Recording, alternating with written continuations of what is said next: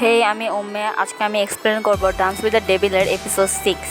এপিসোডের শুরুতে আমরা দেখি আজুনা আর রিসুকা একসাথে ছিল। আজুনা রিসুকাকে বলে বারবার খাবার আনা অনেক বেশি ঝামেলা। রিসুকা একটা কবুতর দেখে আর সে সেটাকে জানলা দিয়ে বের করে দেয়। এরপর রিসুকা আগের কিছু কাহিনী দেখে। নেক্সট সিনে আমাদেরকে স্টুডেন্ট কাউন্সিল দেখানো হয়। সেখানে সবাই কথা বলতেছিল। এর মধ্যে শিকির অনেক বেশি রাগ হয়। এরপর শিকি ওই পাপিটার কাছে যায় আর বলে আমার এটাকে একদমই ভাল লাগে না। এটা বলে সে ওই পাপিটাকে অনেক বেশি ভয় দেখায়। ওই পাপিটা ভয়ের জন্য প্রায় মারাই যেতেছিল। রিসুকা গার্ডেনের পাশ দিয়ে যাইতেছিল আর সে দেখে কে যেন ফুলগুলা ছিঁড়তেছে। সে যখন কাছে যায় তখন সে শিকিকে দেখে। সে যখন শিকিকে থামায়, শিকি ওকে ধাক্কা মেরে ফেলে দেয়। এর কারণে রিসুকার হাতে একটা কাঁটা ঢুকে যায়। এরপর রিসুকা শিকিকে বলে তুমি স্টুডেন্ট কাউন্সিলের মেম্বার শিকি না? শিকি হ্যাঁ বলে আর বলে থ্যাংক ইউ তোমাকে আমার এত বেশি সাহায্য করার জন্য। রিসুকা বলে আমি আবার তোমাকে কি সাহায্য করলাম? বলে সে তার হ্যান্ডকারচিপটা শিকিকে দেয় আর বলে তুমি নিজে কিভাবে এত বেশি হার্ট করতে পারো। এরপর শিকি রিসুকাকে হাক করে আর বলে তোমার কাছ থেকে তো অনেক বেশি সুন্দর গন্ধ আসতেছে। এরপর শিকি রিসুকাকে বলে আমি তোমার প্রেমে পড়ে গেছি।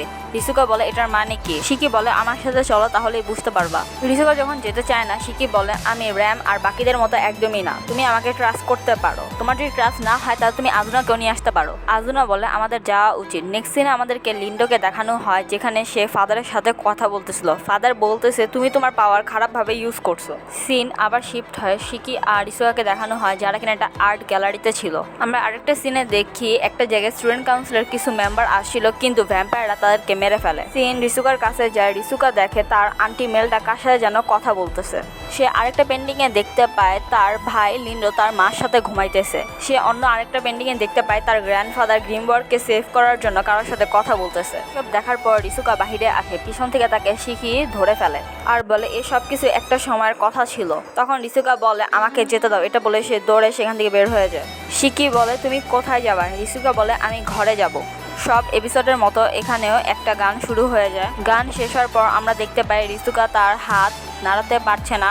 শিকি বলে তুমি এই যা কিছু দেখছো এই সব কিছুই আসলে সত্যি আর তোমার মুখের এই এক্সপ্রেশনটা আমার অনেক বেশি ভালো লাগতেছে।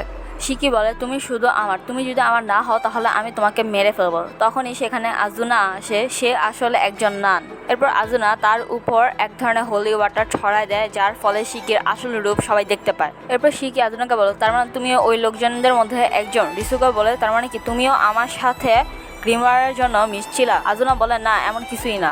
এরপর শিকি আজুনার উপর একটা পাওয়ারফুল অ্যাটাক করে যায় যার ফলে আজুনার অবস্থা অনেক বেশি খারাপ হয়ে যায়। শিকি আজুনাকে বলে আমি তোমার সাথে এখন কি করব? তখন রিসুকা এসে বলে এখান থেকে সরে যাও। শিকি বলে তুমি কেন ওকে বাঁচাইতেছো? রিসুকা বলে ও আমার ফ্রেন্ড আর তাছাড়া আমি মানুষকে হার্ট হতে দেখতে পারবো না। শিকি বলে তুমি খুব তাড়াতাড়ি সবকিছু জেনে ফেলবা। এরপর আমরা সেখানে র্যামকে দেখতে পাই। র্যামকে রিসুকা বলে তুমি আমার মাকে কেন এখানে নিয়ে আসছো? আর এখানেই শেষ হয়ে যায় ডান্স উইথ দ্য ডেভিলের এপিসোড 6।